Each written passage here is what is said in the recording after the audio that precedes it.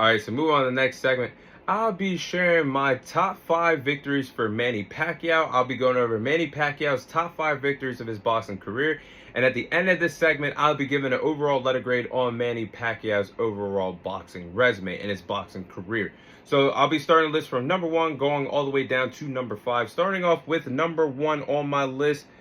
Number 1 on my list for Manny Pacquiao's biggest victory of his boxing career.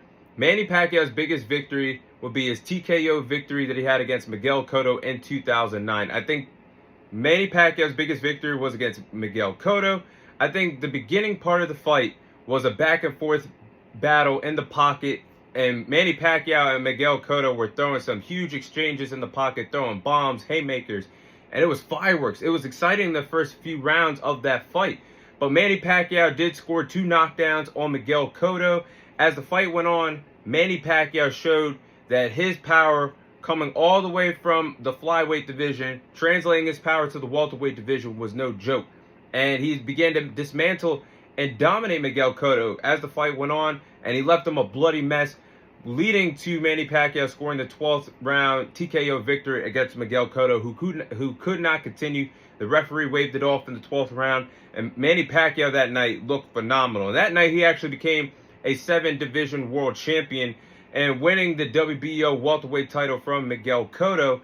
And it showed, once again, his power from flyweight translated all the way to the welterweight division, climbing up several weight classes to become a 7-division world champion. But that night against Miguel Cotto, Manny Pacquiao possessed elite footwork, fought well in different lateral movements, won the counter-punching battle, established his power. Manny Pacquiao, if you guys want to look back at how phenomenal Prime Manny was, that performance against Miguel Cotto showed it all. I think that was his best victory of his boxing career.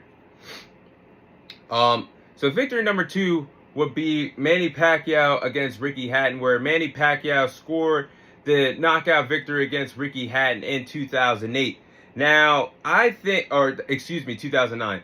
Now, this fight against Manny Pacquiao and Ricky Hatton, it was a quick one based off of how dangerous Manny Pacquiao was in that ring. I mean, Manny Pacquiao showed the speed, the footwork, his ability to fight different lateral movements was clearly too much for Ricky Hatton to handle in that boxing ring that night. And Ricky Hatton, this fight only lasted 2 rounds, mind you. And Ricky Hatton was knocked down in the first fight, walked into a perfect shot, knocked down in the first round, knocked down the first round, and then walked into a picture-perfect left-hand shot in the second round. And then Ricky Hatton's head dribbled off the canvas, and that was all she wrote. He was knocked out cold in the middle of that ring. Manny Pacquiao celebrated getting a big victory against a big household name at the time at the welterweight division, and Ricky Hatton. Now, mind you, this was Ricky Hatton's second loss.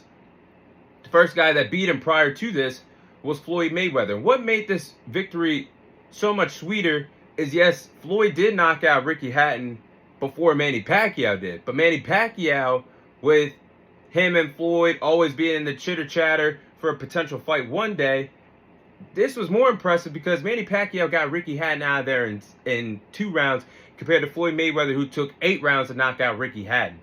So, at the time, the bragging rights were in the favor of Manny Pacquiao, and we all know when him and Floyd fought in 2015, it was too little too late.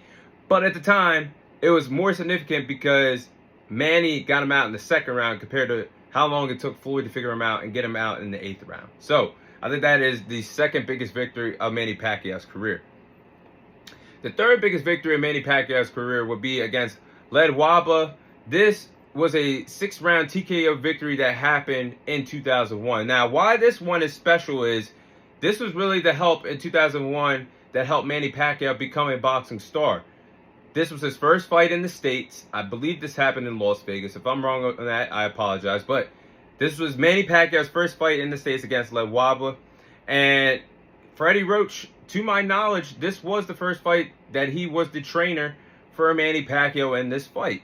And Led Waba was a world champion, but Manny Pacquiao took this fight under 2 weeks' notice and gambled on himself, and boy, did this pay off.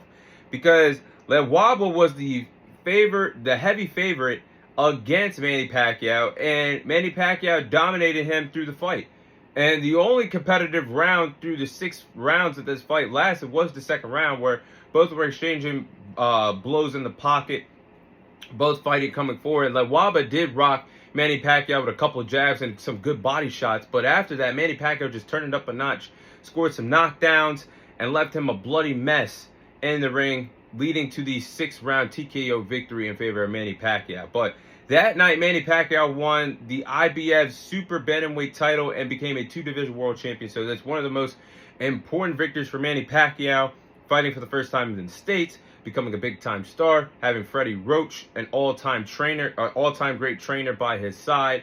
This really kicked it off for what Manny Pacquiao became, an all-time great in the sport of boxing. At number 4 would be Manny Pacquiao's victory against Oscar De La Hoya, winning that fight in the 8th round by technical knockout in 2008. Now, I actually went back and watched this fight earlier on today between Manny Pacquiao and Oscar De La Hoya, but this was a huge upset at the time where Manny Pacquiao knocked out or scored the technical knockout victory against Oscar De La Hoya, because mind you, at the time, Manny Pacquiao was the lightweight champion at the 135-pound division, holding the WBC title. He moved up not 1 but 2 weight classes to welterweight to defeat Oscar De La Hoya. Now, quick side note, this is why it's not impossible to think that Terence Crawford can defeat Canelo Alvarez, because we've seen this in the past. A fighter going up 2 weight classes to defeat an all-time great. But as I digress, Manny Pacquiao, I scored that fight in favor of Manny 7 rounds to 1 to Oscar De La Hoya.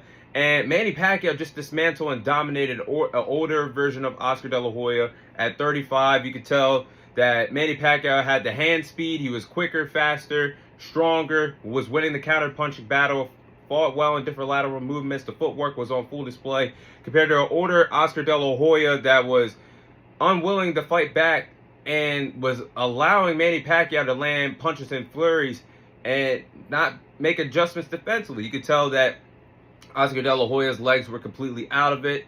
You could tell that he just wasn't the same fighter anymore, which led to Manny Pacquiao forcing Oscar De La Hoya to surrender and retire him on the stool for the 8th round, the end of the 8th round, which led to the technical knockout victory for Manny Pacquiao. And it was such a great victory for him because Manny knew, and the rest of the boxing community knew, big paydays were coming for Manny Pacquiao after he defeated a legend, an icon, and ended Oscar De La Hoya's career to become, on his quest to become a 7-division world champion. But last but not least, number 5 on my list would be Manny Pacquiao's victory against Marco Barrera, the 11th round technical knockout victory that transpired in 2003. Heading into the fight, Marco was on a huge win streak. I think he was on a 7 to 8 fight winning streak, and it was derailed by Manny Pacquiao. And he was outclassed and dominated by Manny Pacquiao in this fight. Manny Pacquiao actually rocked Morocco, several times and dropped him in the 3rd round and then put him away in the 11th round and had an impressive stoppage victory. So those fights right there, I do believe, are Manny Pacquiao's top 5 victories of his boxing career. Now, let's get into the overall letter grade to close out the segment. Overall letter grade, I do believe that Manny Pacquiao has an overall letter grade of an A+. Now, the reason why Manny Pacquiao has an overall letter grade of an A+, he's an 8th division world champion. Nobody, male or female, has ever accomplished that in the sport of boxing. First ever 8th division world champion in the sport of boxing. Only boxer to hold 4 different titles in 4 different decades, which is impressive. A boxing Hall of Famer, one of the greatest of all time, always wanted to fight the best of the best, and is remembered as one of the greatest welterweights of all time. Manny Pacquiao is a phenomenal boxer, A+ resume, and also became a fan favorite from fighting the best of the best. Look at his resume and look at his best wins. Again, defeated Miguel Cotto, Ricky Hatton, Oscar De La Hoya, Marco Barrera, Keith Thurman, Tim Bradley. Gave Tim Bradley his only 2 losses of his boxing career. But the thing with Manny Pacquiao is, since he's returned in July, he has a chance to make history and become the 2nd oldest world champion in boxing history if he defeats Mario Barrios to become the new WBC welterweight champion. He would be 46 years of age. That would put him behind Bernard Hopkins, who is the oldest world champion in boxing, and that would insert him ahead of George Foreman, who is the second oldest world champion in boxing history. So Manny Pacquiao has a chance to do something special here, become a world champion at 46 years of age. But if he does lose against Mario Barrios, still an A+ resume.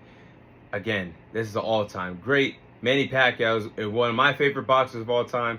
But those are my thoughts on Manny Pacquiao's top 5 victories and his overall letter grade to his boxing resume.